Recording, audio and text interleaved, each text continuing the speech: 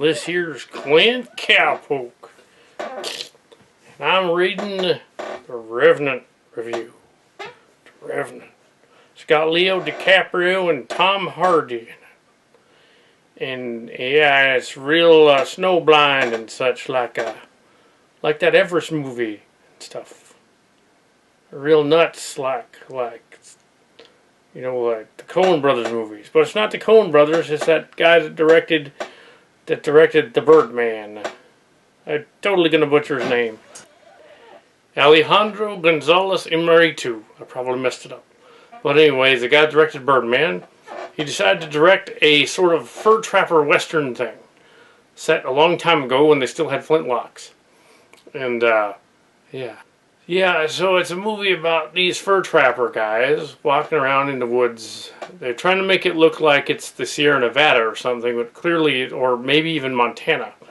But because they mentioned the Dakota Sioux. It could be the Dakota Foothills. I would look that up. Where are they supposed to?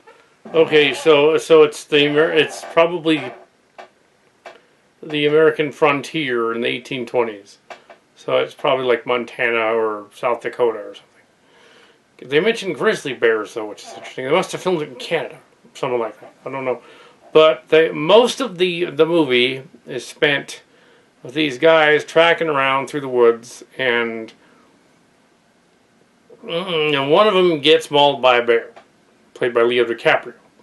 And the I guess the second guy in charge or something, he decides he'll stay behind with him and wait for them to go back to the boat or whatever, to the base, I guess, camp. And then he instead of waiting with him and his half Indian son, he kills the Indian son, and then he decides that he wants to just bury DiCaprio alive and leave. And the guy that's being the bad guy, he's Tom Hardy, and doing a really good imitation of the guy from True Grit when he was younger. Yeah. So we got Leo DiCaprio versus Tom Hardy, basically, and most of the movie after that is spent with DiCaprio running about in the woods and such, and hobbling about, at first crawling, and then eventually like meeting up with an Indian who heals him a little bit, and the French who try to kill him, and other Indians, and then he steals a horse, and there's a scene with the horse where it dies, and he's got to crawl inside the dead horse. Literally, he's kicking a dead horse, you know. So to survive. Then he gets back to the camp, and then there's a big fight between him and Hardy near the end. And now, I'm giving away the whole movie because technically they say it came out in December somewhere, so I'm not doing any spoilers by telling you. They claim that no, it was late Christmas that it came out, so it's a 2015 movie, so give it an Oscar, and she gets one of the Oscar nods. Now, yeah. So, a lot of pretty vistas, a lot of stuff like that, a lot of movie cinematic moments that strikes the right chords for the Oscar people to like it. Does it necessarily deserve to be Best Picture of the Year? I don't know, really. I think if you have most of the guys being bad guys in the story, it doesn't really deserve to be Best Picture. Like some of the Coen Brothers stuff, some of those other things, you know, or the Tarantino movie. And there basically really are no official good guys in it. Even the good guys discover, even the sort of good guys discover, we gotta get this bad guy, Tom Hardy's character, find him after the good guy shows up, and they assumed he was dead. Well, he's not really a good guy. He's sort of a half. I guess he's supposed to be the hero, but yeah, it's curious that like okay, I know it's Hollywood, and they can get away with stuff, but if they're trying for gritty realism, having Leo DiCaprio's character not only mauled by a bear once, but then twice, and somehow be half dead and survive it is kind of ludicrous, because you can't. He would be dead. He wouldn't be just, ooh, I'm breathing heavy and all that. And he does a good job faking like he's like half dead and mauled and stuff. I think if they do best actor category, Kal Kat Show doesn't do that. I think he should win the best actor for this, unless Tom Hardy is also wins it for the Mad Max. I don't think he's going to win it for the Mad Max, though, because that movie's probably not, even though they're going to give it an Oscar, I don't think they're going to give it the Oscar. They're going to nominate it. They nominated it, but I don't know. It's either The Revenant is going to get it or The Martian is going to get it. But, yeah. So, yeah, it's either one. I think The Martian is a better movie, so I think that should be the one that gets it. Gets the Oscar. And the actor. But Caprio's pretty good in this one. So, yeah, he convinces you he's a messed up guy. Another thing that doesn't make any sense, really, is when he crawls out of the grave and he's like going around and hobbling around and stuff. Later on, as if a passage of time has happened, without any explanation, over time he goes from, like, his foot is bent the wrong way, like it's completely screwed up, to, oh yes, he happens to be wearing a splint he made. Oh yes, now he's just hobbling with a cane later on. It's like, that doesn't happen. Your foot is that screwed up, you're not standing again. Sorry. You're screwed. He would be long since frozen to death. He jumps into the river and he would be frozen there too, because there's ice on the outside of it. It's frozen river. Yeah, but yeah, barring that the medical science doesn't make any sense, I guess you're not in it for that. And then they cut to the gritty realism and stuff.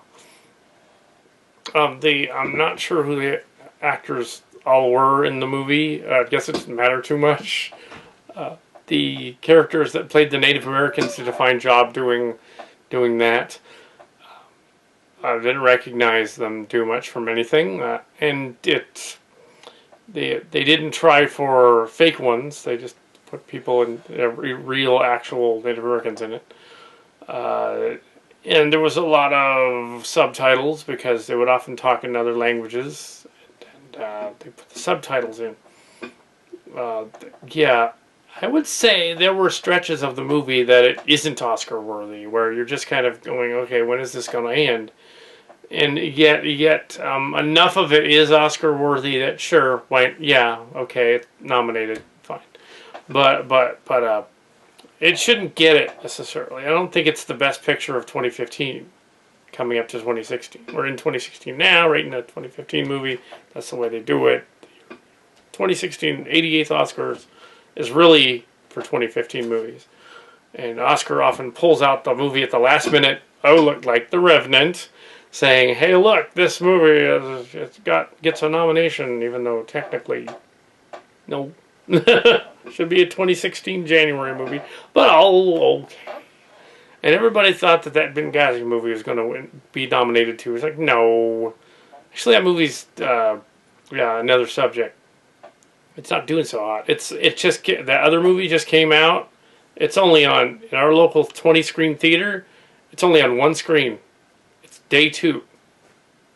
It's actually tanking. Now, The Revenant is not tanking. It was a full house. It's going to break even, and then might surpass breaking even, but it's not going to be the next Mad Max Fury Road. Sorry. But it is entertaining. There are some violent scenes in it in the beginning and in the middle and then the very end. Or the scene breaks. That's where the violent scenes happen.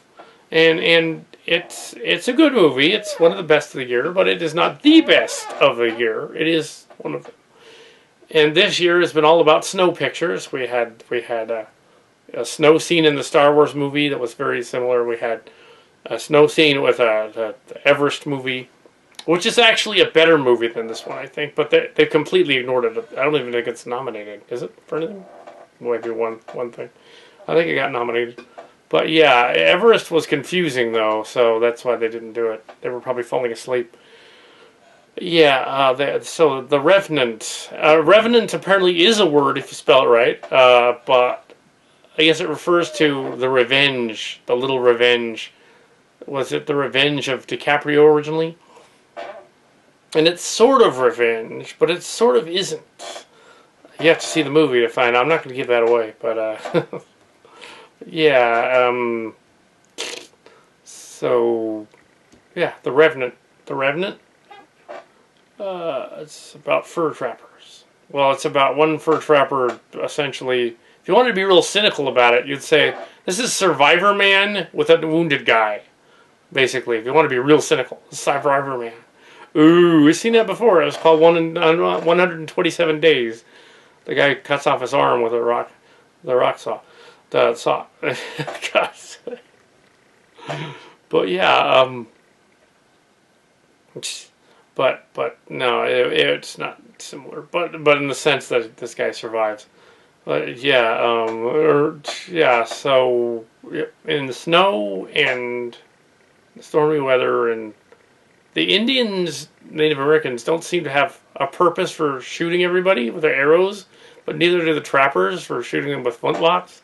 So yeah, not sure what's going on there. And the good guys behave in the story kind of dumb, like at one point the bad guy wanders into the base, the fort. The fort, I keep saying base, it's a fort. Well, it was back then. They call it a base now, but it's a fort back then. And you wander into the fort and tells this cock and bull story about what happened to the hero, the hero guy. And it's like he doesn't. The captain is like, okay, kind of believes him. It's like, you believe that? It's like, come on. Anyway.